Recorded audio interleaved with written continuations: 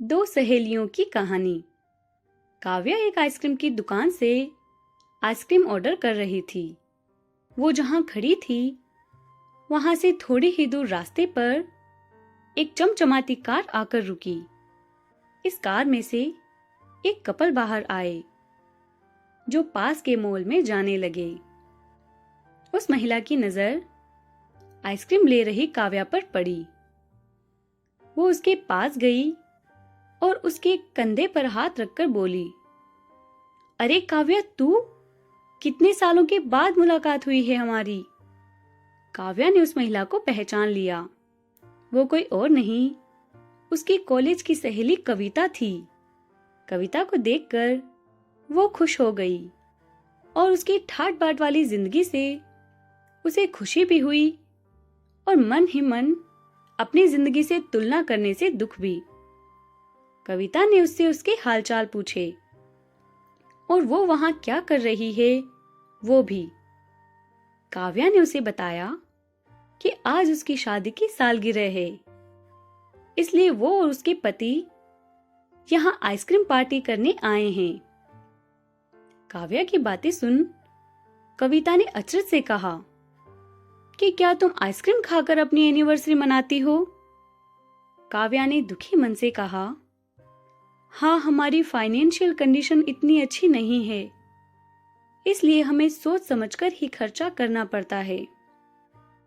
कविता ने अपनी बड़ाई मारते हुए कहा कि उसका पति उसे एनिवर्सरी पर लंदन ले गया था।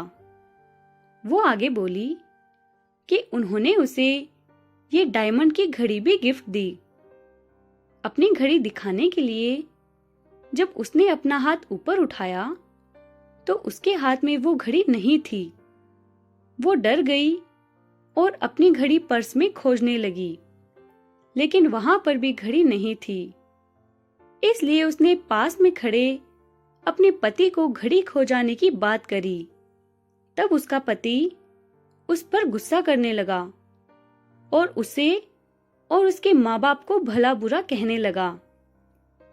फिर गुस्से में उसका पति घड़ी खोजने के लिए कार की तरफ चला गया। काव्या ये सब हैरानी से देख रही थी।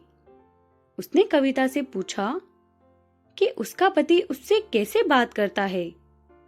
कविता ने आंखों में आंसुओं के साथ कहा कि उसके ससुराल वाले रिश्तों से ज्यादा पैसों से प्यार करते हैं। काव्या को कुछ दिन पहले की बात याद आई, जब उससे नया मोबाइल गलती से टूट गया था। उसने डरते डरते अपने पति से बोला तो उसके पति ने स्माइल के साथ उसे समझाया कि डरती क्यों हो, मैं इसे रिपेयर करवा दूंगा। उसने आज जो कुछ देखा और महसूस किया था, उसने उसे अपनी जिंदगी को पॉजिटिव दृष्टिकोण से देखना सिखा दिया। कहानी पसंद आई हो तो लाइक, शेयर एंड सब्सक्राइब करें।